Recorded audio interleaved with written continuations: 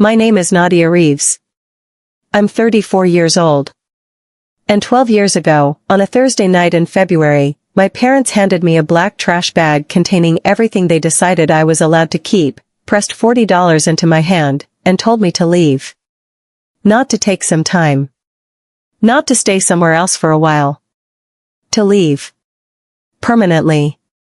My mother said it with her coat still on, like she had somewhere to be after. My father stood in the hallway and looked at the wall. I was 22. I had $63 in my bank account, a part-time job at a copy shop that paid $9 an hour, and no idea where I was going to sleep that night. I left. 12 years later, on a Tuesday morning in October, I was standing in my kitchen making coffee when my doorbell rang. I was not expecting anyone. I looked at the small monitor mounted near my front door, the one I had installed myself 2 years ago when I moved into this house, my house, the one with my name on the deed and my furniture inside and my garden in the back that I planted from scratch the first spring I owned it. 2 people stood on my porch. My mother. My father. I had not seen them in 12 years. I had not spoken to them in 11. The last contact was a voicemail my mother left that I listened to once and deleted, her voice thin and uncertain, saying my name and then not much after it. I stood in my kitchen with my coffee going cold and looked at their faces on that monitor for a long time. Then I did something they had not done for me 12 years ago. I made a decision about who got to come inside. But before I tell you what that decision was, I need to take you back. Not just to the night with the trash bag. Further back than that. Because the trash bag was not the beginning. It was just the night the thing that had always been true finally became impossible to ignore. I grew up in a mid-sized city in Ohio, the second of 3 children. My older brother Caleb was 4 years ahead of me. My younger sister Becca was 3 years behind. From the outside our family looked ordinary. A split-level house in a neighborhood with sidewalks, a father who worked in insurance, a mother who did bookkeeping part-time from a home office. We had a dog for a while. We took a trip to Florida once when I was 9. From the inside it was a different geography entirely.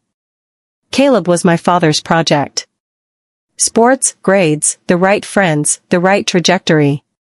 My father went to every game, coached 1 season of Little League, talked about Caleb at dinner with the specific warm pride of a man narrating his own success story. Becca was my mother's. The youngest, the one my mother dressed carefully and enrolled in dance and referred to as her little shadow. I was the middle. I want to be precise about what that meant in our house because it was not simply the ordinary middle child invisibility that people joke about at parties. It was something more specific and more intentional than that. I was the one whose school events my parents forgot with a reliability that eventually stopped surprising me. The one whose questions at dinner got talked over. The one my mother described to other parents as the quiet one in a tone that suggested quiet was a condition rather than a characteristic. By the time I was 15 I had understood the architecture of my family well enough to stop expecting things it was not built to provide. I focused on school. I worked hard, not for approval. I had stopped auditing for that around 13, but because learning was the thing that was entirely mine. I read everything. I was good at writing. A teacher named Mr. Okafor told me in 10th grade that I had a real gift and should consider it seriously, and I held on to that sentence for years the way you hold on to a flashlight in a dark house. I graduated high school with a scholarship to a state school 2 hours away. My parents came to the graduation. My father shook my hand. My mother took one photograph. Caleb had graduated 4 years earlier and my parents had thrown a party with a catered spread and a banner across the front of the house. For mine there was a handshake and a photograph. I went to college and I was good at it. I studied communications and journalism, worked on the campus paper, wrote things people read and responded to. For the first time in my life I was somewhere that registered me fully, where I was not the quiet one or the middle one or the one people talked over. I was just Nadia, and Nadia was apparently someone worth paying attention to. I came home for holidays because I did not know yet that I was allowed not to. Christmas and Thanksgiving and the occasional long weekend, folding myself back into the family geometry that had always left me without a corner to stand in. My mother would ask about school in the distracted way of someone asking because it was expected. My father would talk to Caleb about football. Becca would show my mother something on her phone and they would laugh about it together. I would eat and smile and drive back to school feeling like I had visited somewhere I used to live and no longer quite recognized. I graduated college at 22 and came home because I had no money saved and no job yet and nowhere else to go. I had a journalism degree and a portfolio and the reasonable hope of someone who had worked hard and been told the work was good that I would find something soon. I had not accounted for what coming home would cost. The first month back was the adjustment period, or so I told myself. The family rhythms I had softened by distance came back into focus up close. My father occupied the living room and controlled the television and commented on things without being responded to and seemed to consider this normal. My mother managed the household in a way that included everyone except me, asking Becca to help with dinner, telling Caleb when his favorite things were on sale, moving through the rooms of the house in patterns that left a nadia-shaped gap. I applied for jobs every day. I had a corner of the bedroom I'd grown up in, my old posters taken down and replaced with nothing during the years I'd been gone, which told me something about how much space I had occupied in my absence. I sent applications to newspapers, to magazines, to content companies, to anyone who might want someone who could write. I worked at the copy shop 3 days a week to have money for small things, gas and toiletries and the occasional dinner out with a friend from high school who was also back, also waiting, also pretending the waiting was temporary. By month 2 the adjustment period had quietly become just life. I paid a small amount toward household expenses, which my mother had asked for in the first week and which I agreed to because it seemed fair. I kept my space clean. I did not leave dishes.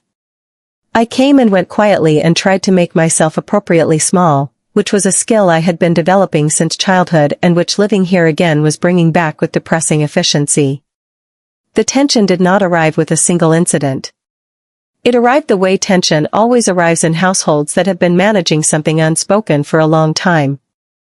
In accumulations. Looks. Adjustments. The particular silence of a dinner table where one person's presence is being quietly processed as an inconvenience. My mother started making comments in month 3. Small ones at first. Whether I had heard back from any of those jobs yet. Whether I had considered something more practical. Whether journalism was really the most stable direction given the current media landscape. She delivered these as questions, which gave them the texture of curiosity, but the frequency and the timing, usually when Becca was in the room, usually when I had just come home, gave them a different texture underneath. My father was less subtle but more passive. He did not make comments. He just made it clear through the temperature of rooms he was in that my being there was a variable he had not planned for. He had never planned for me the way he planned for Caleb. Caleb's graduation party had been planned 6 months in advance. Caleb's job search had been supported with phone calls and connections my father had through his industry network. When Caleb needed a deposit for his first apartment, my father wrote the check without discussion. I never asked for the equivalent. I had learned very young that the math in this family did not work that way, that what was freely given to one was not available to another, that the resources, financial and emotional both, were unevenly distributed along lines that had nothing to do with need and everything to do with something I had never been able to name cleanly. Preference, maybe. Or the simple fact that some children arrive in families and fit the shape of what their parents imagined and some arrive and don't, and the ones that don't spend a very long time trying to reshape themselves and eventually either succeed or understand that the shape was never theirs to fit. I was in the understanding phase when the Thursday in February arrived. I had been home for 5 months. I had a second-round interview at a regional magazine the following week that I was genuinely hopeful about. I had been careful, quiet, contributory, present without being demanding, which is to say I had been performing the role of someone whose existence in this house was justified by her low impact on it. That Thursday I came home from the copy shop at 6 in the evening to find my mother in the kitchen and my father in the living room, and a particular quality of waiting in the air that I recognized but told myself I was misreading. My mother said, "We need to talk to you." They sat across from me at the kitchen table. My father had his hands flat on the surface in front of him. My mother had her coat still on. My mother said, "This isn't working." I said, "What isn't working?" She said, "You being here. We talked about it and we think it's time for you to make other arrangements." I looked at my father. He was looking at his hands. "I have a second round interview next week," I said. "We understand that," my mother said. "But it's been 5 months and we think you need to take more ownership of your situation." Ownership. The word she chose. Like my situation was a piece of property I had been negligent about maintaining. "Where am I supposed to go?" I asked. "That's something you need to figure out," she said. My father said nothing. He had not said one word. He sat with his hands flat on the table and let my mother deliver the sentence they had apparently decided on together in whatever conversation I had not been present for. I want to tell you what I felt in that moment because I think you might expect rage or devastation, and what I actually felt was something stranger than both of those.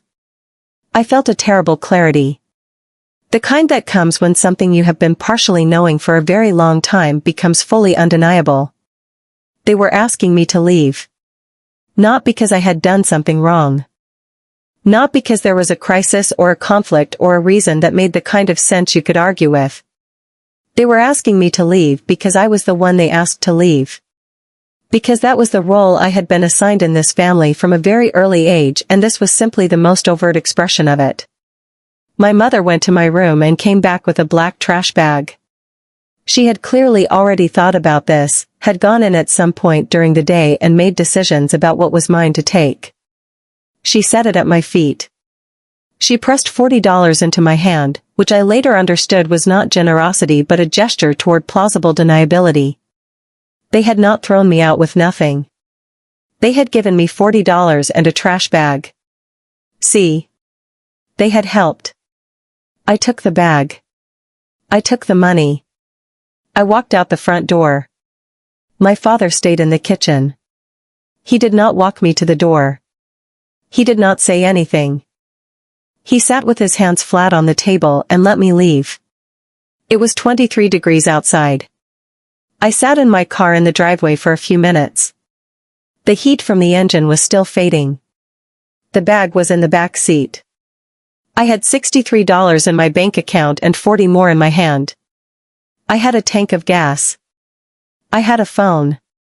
I called my friend Jessie, the one who was also back and also waiting. She answered on the second ring. I told her what had happened without crying, which surprised me.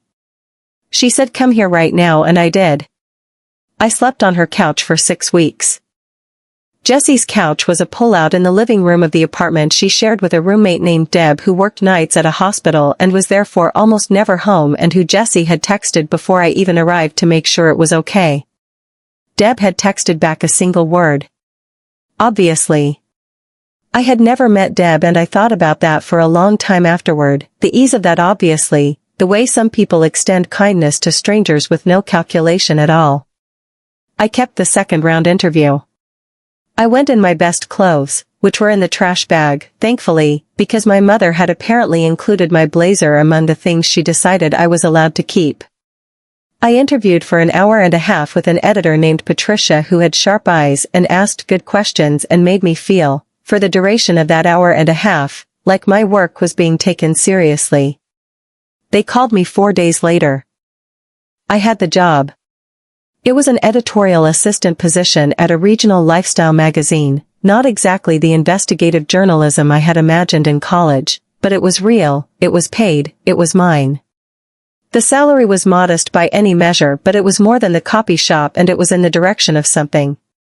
I accepted before Patricia finished the sentence. I found a room in a shared house 3 weeks later. 2 other women, both in their late 20s, a bathroom I shared with one of them, a kitchen we negotiated together. It was small and slightly drafty, and the downstairs neighbor played music at a volume that suggested she believed sound could not travel through floors. It was the best place I had ever lived. Because it was mine in the way that mattered, the way that no one could hand me a trash bag inside it and tell me to go. I built things slowly. The way you build when you are doing it without a foundation that was ever reliably solid. I worked at the magazine and got better at it. Patricia noticed and gave me more responsibility. I started pitching stories, not just assisting. A piece I wrote about urban community gardens was picked up and shared widely enough that Patricia said she was proud of it in a team meeting, and the compliment landed in my chest with a weight that embarrassed me and that I thought about for weeks. I made friends. Real ones, the kind you make as an adult when you are choosing people rather than inheriting them by proximity. Women who showed up when things were hard without needing to be asked, and who told you the truth when the truth was uncomfortable, and who celebrated things that deserved to be celebrated. I called Jessie every week. Still do. I did not contact my parents. Not in those first months. The $40 and the trash bag sat at the back of my mind the way things do when you have not fully processed them, like a door you are not ready to open. I was too busy surviving and then too busy building to stop and stand at that door. My sister Becca texted me twice in the first year. The first time to ask if I was okay, which I answered briefly and honestly, I'm fine, working, moved into my own place. The second time to say she missed me, which I read and did not answer for 3 days, and then answered with a warmth I mostly meant, because I did not have a quarrel with Becca. Becca had been 9 when I started understanding the shape of our family. She had been her mother's little shadow, and I did not blame her for casting one. My brother Caleb did not reach out. Caleb and I had never been close in the way that siblings sometimes are in spite of everything. We had been too far apart in age and too differently positioned in the family to develop much between us. He existed in my mind as someone I was related to, which is a different thing from someone I knew. The first year I was out of that house I had what I now understand was a delayed grief response. Not for the specific night or the specific bag, but for the thing it represented, the years of it, the long slow accumulation of being the one who didn't fit the frame. I cried in my car sometimes, and once in a bathroom stall at work, and sometimes at night in the room in the shared house when the music from downstairs had finally stopped. I cried and then I kept going because I did not know what else to do with it, and because forward was the only direction that led anywhere useful. By year 2 I was a staff writer. By year 3 I had won a regional press award for a series I wrote about housing instability. By year 4 Patricia offered me an associate editor role, and I took it and sat in the small office it came with for an hour on my first day just being in it. I thought about my mother saying ownership. Take more ownership of your situation. I thought about that a lot in year 4. I was taking ownership. I was doing nothing else. Year 5 I left the magazine. Not because it had stopped being good, but because an opportunity arrived that was better. A digital publication based out of Chicago that covered social issues and had a readership I had been following and admiring for years. They wanted an editor. I applied without entirely believing I would get it. I got it. I moved to Chicago. New city, new apartment, this one mine entirely, no roommates, a lease with only my name on it. I stood in it the first night with takeout I had ordered sitting on the counter and no furniture yet because the movers were coming the next day, and I sat on the floor and ate noodles and felt something I want to try to describe accurately. Not triumph. Not relief. Something quieter and more lasting. The feeling of a self that had been built by hand, carefully, over years, in the absence of the scaffolding that other people seemed to have arrived with. It was not perfect and it was not finished, and there were still things I was working out about who I was and what I was carrying. But it was real. It was mine. It had been made from a trash bag and $40 and a couch in Jessie's living room and a blazer my mother had accidentally allowed me to keep. I sat on the floor and ate my noodles. I was exactly where I was supposed to be. Chicago opened me up in the way that cities sometimes do when you arrive in them at the right moment of your life.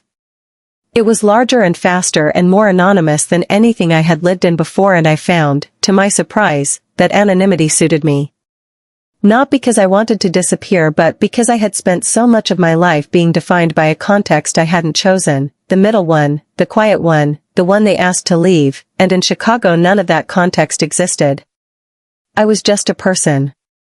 A person with a job she was good at and an apartment with high ceilings and a neighborhood she was learning street by street. I made friends in the specific organic way of adult friendships in new cities, through work, through a writing group I joined in my 3rd month, through a neighbor named Ola who knocked on my door one evening to ask if I had a corkscrew and stayed for 2 hours. Ola became one of my closest friends. She is still one of my closest friends. She came to every significant moment in the years that followed with a reliability and a warmth that I received with gratitude and also, for a long time, with a slight discomfort I had to learn to identify and then unlearn. The discomfort was this. I had been taught, not in words but in the daily grammar of my childhood, that I was not someone people showed up for. That I was the one who accommodated, who adjusted, who made herself smaller and quieter and less demanding. Being shown up for consistently by people who had chosen to know me rather than inherited me required a recalibration of something deep. I was not accustomed to being someone's priority.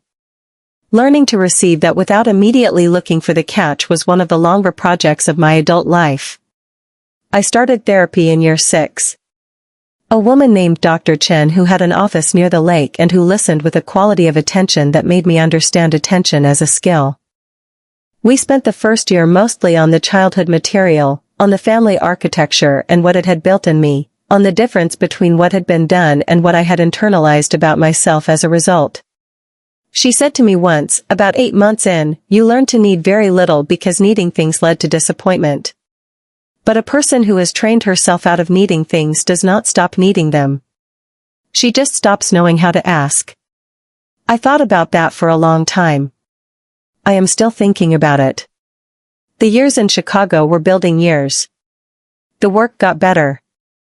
The publication grew under my editorial leadership in ways that were measurable and also in ways that were not, the way the tone of something shifts when the people making it are given real trust and real freedom. I was proud of what we were building. I felt, for the first time in my professional life, like I was operating at the level my work deserved. I did not contact my parents. There had been one voicemail from my mother, in the 2nd year after I left Ohio, a message I listened to once standing outside a coffee shop in a light rain. She said my name.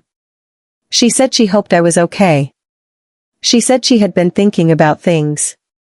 Then she said she was sorry this had been hard, which is a specific kind of apology I have since learned to recognize, the apology that apologizes for the difficulty rather than for the cause of it, that positions the pain as a weather event and the person who caused it as a fellow victim of the storm.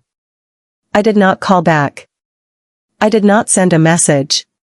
I deleted the voicemail and went inside and ordered my coffee and understood that I had made a decision without quite deciding it. I was not ready for whatever returning to that relationship would require of me, and I respected that boundary in myself even though no one had ever taught me I was allowed to have one. Becca and I maintained a thin thread of contact over the years. Occasional texts.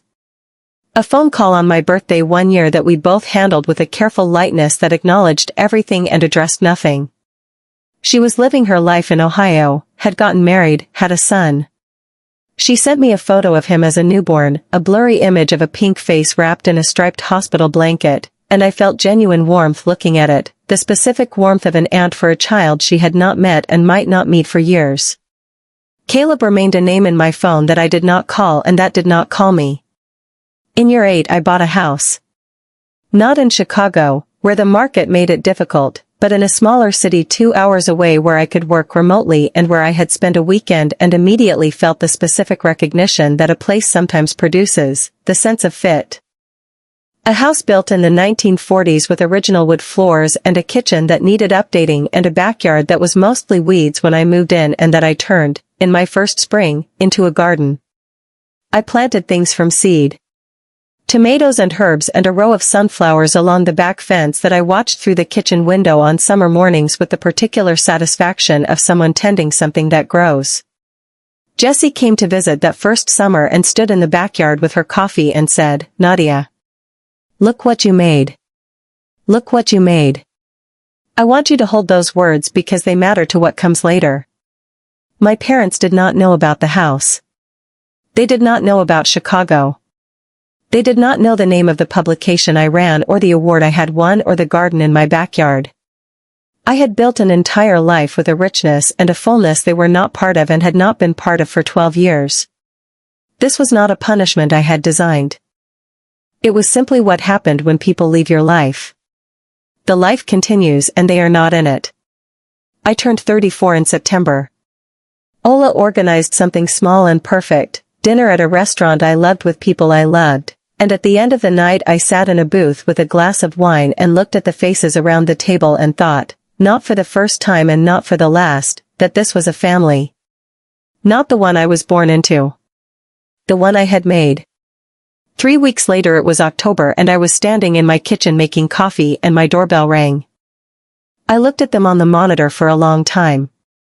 Longer than the situation required if I was simply going to open the door or simply going to not open it. I was doing something else. I was trying to understand what I felt. My mother looked smaller than I remembered. Or perhaps I had simply grown, not in height but in the specific way that 12 years of building yourself will expand you, and so she appeared relative to that. Her hair was grayer, cut shorter. She was wearing a coat I did not recognize.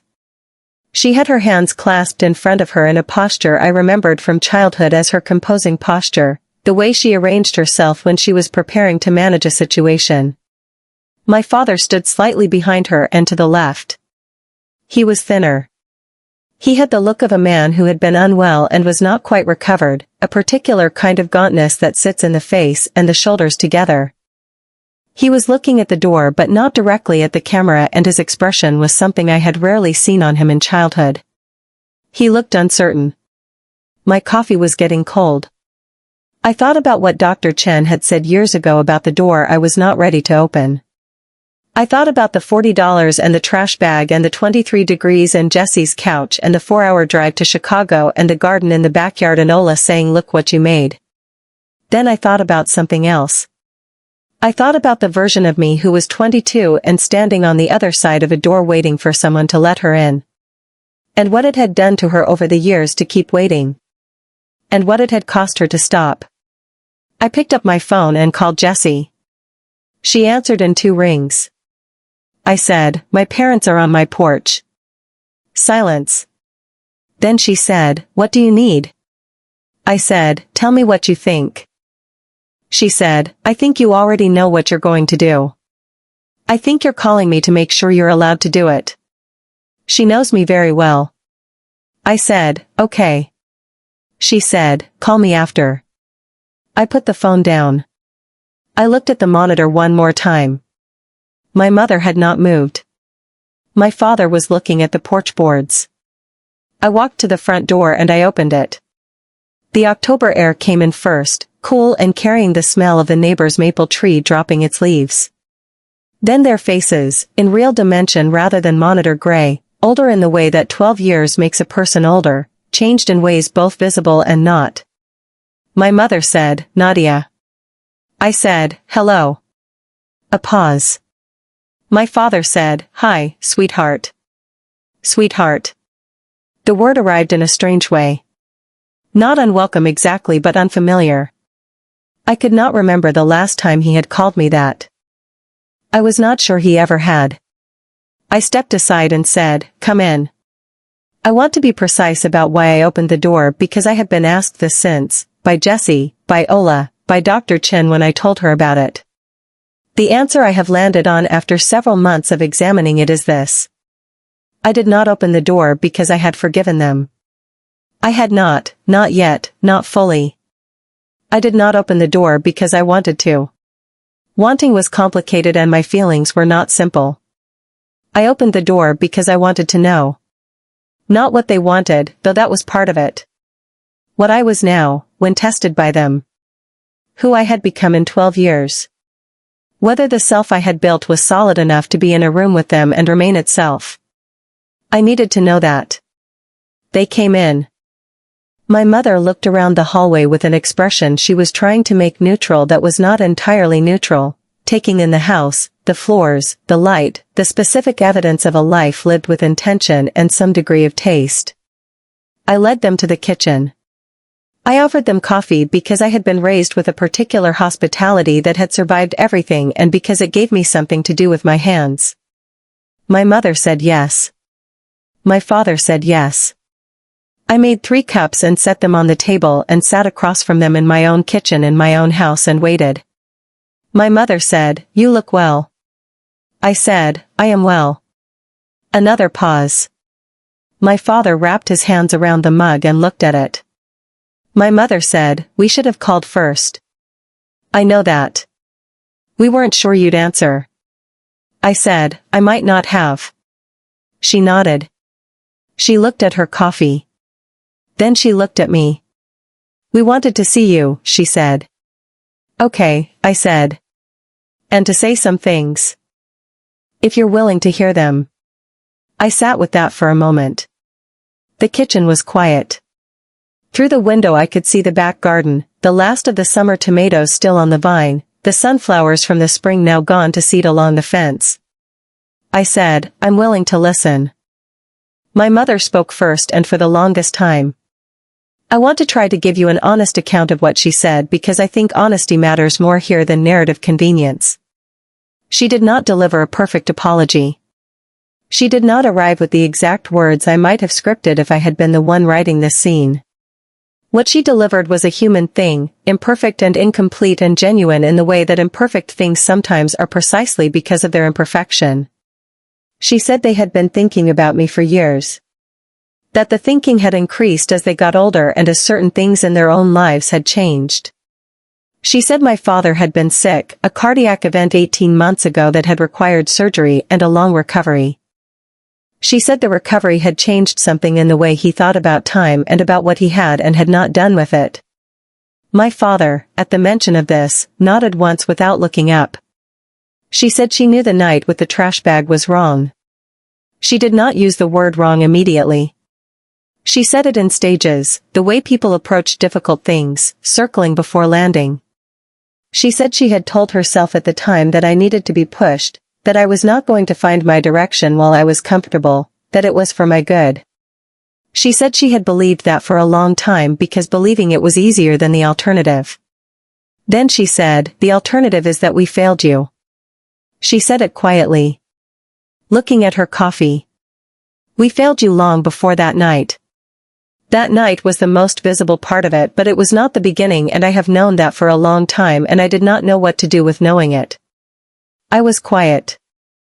I was doing something specific during this conversation that Dr. Chen and I had talked about in preparation for situations like this, not that I had known this specific situation was coming, but hypothetically. I was listening without deciding in real time what to do with what I heard. I was letting it arrive and sit before responding. My father said, "I sat at that table and let your mother say everything and I said nothing. That was my choice. Not something that happened to me. I chose to say nothing and I have thought about it many times since." These were more words than I had heard my father say consecutively in a single effort since I was a child. He still was not quite looking at me. He was looking at a point on the table between us. "I was a coward about you," he said. "For a long time. I didn't know what to do with you because you didn't need me the way Caleb needed me. And I didn't know how to be a father to someone who didn't need me in the way I understood. So I just didn't try. And that's not something I can explain into being okay. It just is what it is. And I'm sorry." The kitchen was very quiet. I looked at my father's face. At the thinness of it, the recovery visible in it, the uncertainty that had replaced what I remembered as a kind of impenetrable blankness. He was 70 years old. My mother was 68. They were sitting at my kitchen table with their hands around cups of coffee I had made for them, and they were telling me, in the imperfect and circuitous way of people who are not practiced at this, that they had gotten it wrong. I thought about the 22-year-old on the porch in February in 23 degrees. I thought about what she would have given to hear this. The years she spent not quite hoping for it and not quite giving up on hoping for it either, the way you manage things that might not ever come. I thought about what it had cost her to stop waiting and what it had made possible to stop. I said, I need to say something and I need you to hear it without responding until I'm finished. They both looked at me. What you did when I was 22 was one in a long series of things. The night itself was the most concrete, but it was built on years of something else. I was not seen in our family. Not the way Caleb was, not the way Becca was. I was the one that didn't fit, and I think you both knew that and made a choice, over and over again, to accommodate the ones who did rather than figure out how to make room for the one who didn't. I am not telling you this to punish you. I am telling you this because if we are going to have any kind of conversation going forward that means anything, it has to start from a true place. Not a managed one. My mother's eyes were wet. She did not cry, or she held it, the same way she had held things my whole childhood, but her eyes were wet. She said, "You're right." 2 words. The same 2 words I find most meaningful when they come from someone who does not say them easily. I said, I built a life. A real one. Not despite that night but partly through it, because it forced me to do things I might not have done if there had been a door open to come back to. I am not grateful for the trash bag. But I am not broken either. And I need you to know that before anything else. I am not broken and I am not here to be rescued or reclaimed or whatever it is you imagined this conversation would be. My father said, we didn't come to reclaim you. We came because we wanted you to know we see what we did. And because we're old and we're running out of time to say things we should have said a long time ago. Running out of time. I thought about his cardiac event. About the surgery. About the thing that sits behind you when you have faced your own ending and not quite reached it yet but come close enough to feel the temperature. I said, I need time. To think about what this looks like. If it looks like anything. My mother nodded quickly. We understand. I'm not closing a door, I said. But I'm not opening it all the way either. Not yet. Not today. That's fair, she said. My father nodded. He finally looked at me, directly, and I held his gaze. Something passed between us that I do not have a clean word for. Not forgiveness, not yet. But acknowledgement. The mutual recognition that we were both sitting in the same room and that neither of us had expected, 12 years ago, that this would be where we ended up. They stayed for another 40 minutes. We did not talk about the past anymore. We talked about smaller things. My garden, when I mentioned it. My work, in general terms. They told me Becca's son was 4 now and apparently very funny. They told me Caleb had moved to Atlanta. When they left, my mother hugged me at the door. It was careful and brief and slightly formal and I accepted it.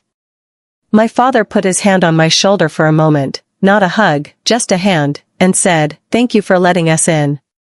I watched them walk to their car. I stood in my doorway until they had driven away. Then I closed my door, went to the kitchen, poured the rest of my cold coffee down the sink, and made a fresh cup. I called Jessie from the back garden. She picked up before the second ring, which is her way of saying she had been waiting. I sat in my garden chair, the one I had bought at the end of the first summer here and that had weathered 3 seasons into something comfortable, and I looked at the tomato vines and the spent sunflowers and the maple branches from next door reaching over the fence, and I told her everything. All of it. Every word my mother had said and every word my father had said and every word I had said and the 2 cups of coffee and the hand on the shoulder at the door. Jessie listened without interrupting, which is a skill she has that I have always valued, the ability to hold space for the full shape of a thing before responding. When I was done she was quiet for a moment and then she said, "How do you feel?" I said, "Strange." "Not bad. Just strange."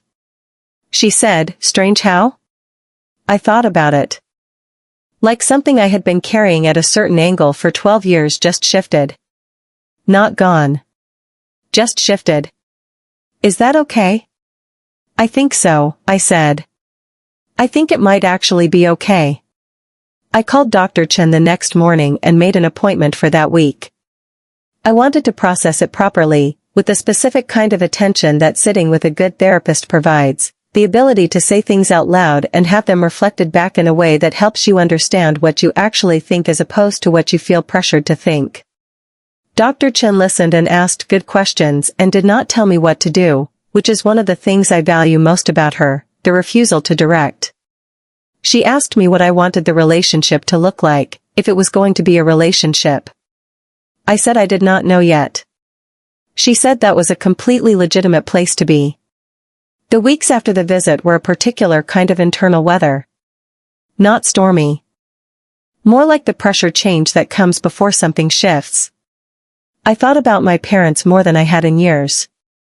Not with the old habitual grief, the complicated ache of the middle child in a family that had never quite held her, but with something newer. A more complicated view. I was seeing them not only as the parents who had handed me a trash bag but as people who were 70 and 68 and had been sitting with something for 12 years and had finally driven to my door. I am not telling you this to suggest I made peace quickly or easily or completely. I did not. There were nights in those weeks when I lay in the dark and felt the old things as sharply as I had felt them at 22, the kitchen table and the $40 and my father's hands flat and saying nothing. The feelings did not disappear because my parents had arrived and said the words. Feelings are not logical and they do not respond to events on schedule. But something had changed. The thing that had changed was this. For 12 years I had been carrying, underneath everything I was building, a question. Not a conscious one, not one I formulated clearly and sat with, but a question at the back of everything. Whether I was the kind of person who gets left or the kind of person who gets chosen. Whether the family I had made, Jesse and Ola and Dr. Chen and all the others, was a real thing or a consolation for the real thing. Whether the trash bag at 22 was a fact about the world or a fact about me. My parents showing up at my door did not answer that question entirely. But it complicated it in a useful way. It suggested that the story was not finished. That the characters were more than I had understood them to be when I was 22 and standing in 23 degrees. That people can be cowards and then less so. That people can fail you and then try to say so. This does not erase the failure. I want to be precise about that. The night with the trash bag happened. The years of being the one who didn't fit the frame happened. The graduation with one photograph while Caleb's had a catered spread and a banner happened. These are facts. They are not revised by a Tuesday morning visit and 2 cups of coffee. But they exist alongside other facts now. My father saying I chose to say nothing and I have thought about it many times since. My mother saying we failed you and meaning it in the imperfect and effortful way of someone saying something true that costs them. Both sets of facts can be true. I have been learning this, in therapy and outside it, for years. That the people who hurt you can also be people who were hurting. That failing someone is not always malice. Sometimes it is limitation, fear, the simple human inability to be better than you are in the moment requires it. My parents were limited. They were afraid. They had favorites in the specific unconscious way of people who have never examined what they are doing or why. They were not villains, not in the theatrical sense. They were people who had a child they did not know how to hold and who chose, repeatedly and across years, the path of least resistance rather than the harder work of learning. And then they drove to my door. I did not know yet what I was going to do with that. But I was no longer carrying the question at the back of everything. That was something. 2 months after the visit, I called my mother. Not because I had resolved everything. Not because I was ready to rebuild something that looked like what we had never quite managed to be. I called because Dr. Chen had asked me a question in one of our sessions that I had been unable to stop thinking about. She had said, "What do you want from them? Not what's fair, not what they owe you. What do you actually want?" I had sat with that question for 3 weeks before the answer came clear. Not in a dramatic moment but in a quiet one, a Saturday morning in the garden, pulling the last of the dead summer plants from the beds to make room for what comes next. What I wanted was simple. Not a full reconstruction. Not the family I had not had at 10 or 15 or 22. I could not have those years back, and I did not want a performance of them. What I wanted was something real and manageable and honest. A phone call occasionally. A relationship that acknowledged what had happened without being consumed by it. The particular thing that becomes possible when two parties tell the truth to each other and then decide to continue anyway. I called my mother on a Saturday morning in December, the garden bare behind me through the window, a cup of tea on the table. She answered immediately. Like she had been waiting. I said, "I've been thinking about your visit." She said, "So have I." "I'm not ready for everything to be fine," I said. "I want to be honest about that." "I understand. But I'm also not interested in holding the past at the expense of whatever comes next. So I think I want to try something. Something small. A call occasionally. Without pressure or expectations on either side. Just to see." My mother was quiet for a moment. Then she said, "Yes. I would like that very much." We talked for 20 minutes. About my garden, mostly, because it was something concrete and because my mother had always kept a garden herself, something I had not remembered until she mentioned it and then remembered fully, the small plot in the backyard on the house I grew up in where she kept tomatoes every summer. We had that in common. We had never talked about it. We talked about my father's recovery. About Becca's son, whose name was Miles and who was apparently at the age where every question began with why. We talked carefully, with the deliberateness of people navigating new terrain. We did not talk about the night with the trash bag. That conversation had happened.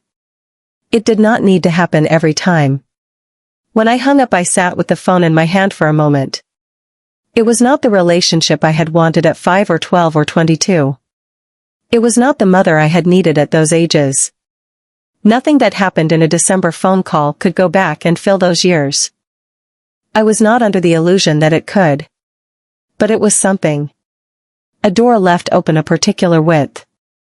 A choice to continue, carefully, with honesty as the baseline requirement and realistic expectations as the structure.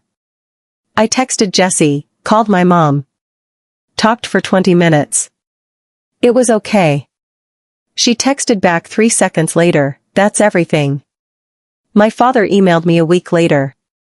I did not know my father used email for personal correspondence because I had never seen him do it. The email was short, 4 sentences. He said he hoped I was well. He said he had thought about our conversation often since October. He said my mother had told him about the garden. He said he was glad I had one. That was it. 4 sentences from a man who had spent 60 years being economical with himself. I read it twice and then wrote back 4 sentences of my own. I said I was well.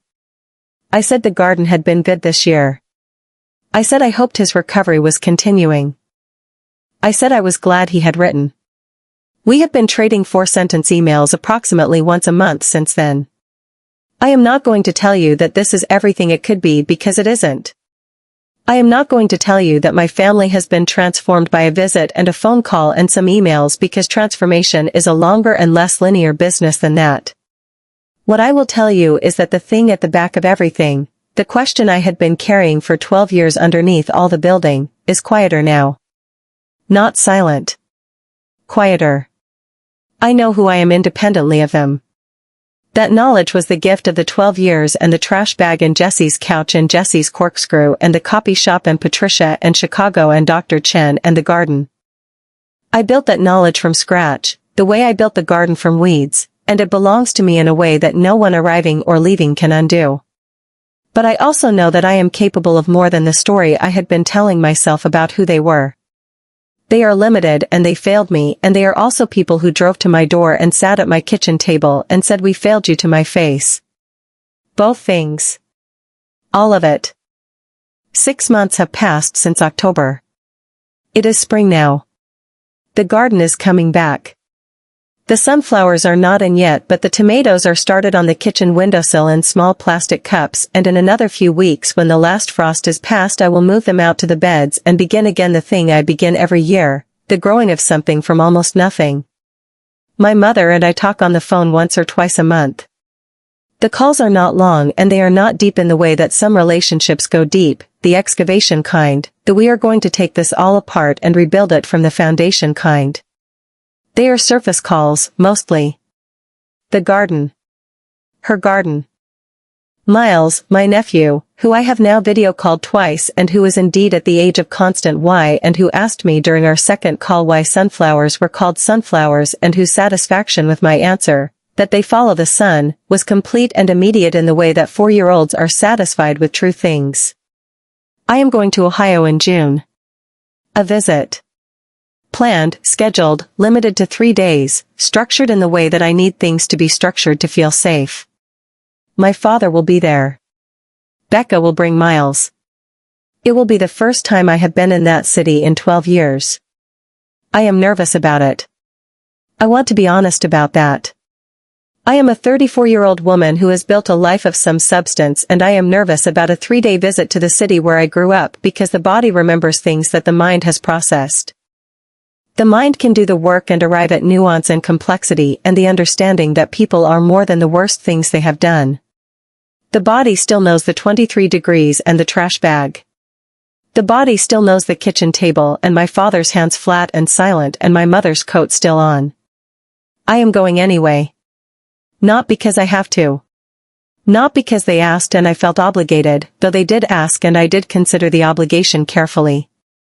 I am going because I want to see who we are now, in the same physical space, with 12 years between us and the things we have said to each other in the months since October. I want to know what it feels like to sit at that table in that city as the person I am rather than the person I was. I want to find out whether the self I built is solid enough not just in theory but in the actual room. I think it is. I am not certain. That is part of why I am going. Jessie is available by phone for the entire 3 days. She said this without being asked. She said she would be reachable any hour and that if I needed to talk I should call and if I needed to leave I should leave and that either of those things were completely okay. This is what I mean when I say family. Not the category but the practice. The people who make themselves available in the specific ways that matter. There is something I want to say to you before I finish. Something that is not about my story specifically but that I have been thinking about since October, since the visit, since the slow and ongoing work of understanding what happened and what it means and what I am choosing to do with it. I do not think the trash bag made me. I want to be careful about that framing because it is seductive and it is not quite true. There is a version of this story where the hardship is the gift, where the 23 degrees and the couch and the struggle produce the person I became, as though suffering is primarily useful as a forge. I do not believe that. I believe I became who I became in spite of the trash bag, not because of it, and that I could have become her and more, sooner and with less damage, if I had been held the way I deserved to be held. What the trash bag gave me, what I actually credit to it, is the knowledge that I could survive the unsurvivable. That a person can be handed the worst version of their fear, the literal embodiment of being discarded, and can walk to a friend's couch and stay there 6 weeks and get a job and a room and a city and an award and a publication and a house and a garden and still be standing 12 years later with her sunflowers going in and her mother on the phone and her father writing 4-sentence emails and her best friend on speed dial and herself, her actual intact self, completely her own.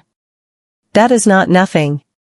If you are the one who was asked to leave, who was handed the bag, who was told in whatever form it came in that you were the one who did not fit the frame, I want you to hear this. The frame was wrong. Not you. The frame was built for someone else's idea of what a family should look like and you had the particular misfortune of not matching it, and that misfortune told you things about yourself that were not true. You were not too much. You were not too quiet. You were not the difficult one or the one who made things complicated or the one who needed to be pushed. You were a person who deserved to be held and were not, and the failure of holding was theirs, and you have been carrying it as though it were yours, and it is not. Put it down. Not for them. For you. Build the thing. Plant the garden. Call the friend who says obviously. Take the job. Move to the city. Open the door when you are ready, on your terms, to whoever earns the right to walk through it. Look what you can make. That is all I have. Thank you for staying with me through this one. If any part of this story touched something real in you, drop it in the comments. I read every one. And if you want to be here for the stories that come next, about what we survive and what we build and who we become when the building is finally ours, subscribe. I will see you next week.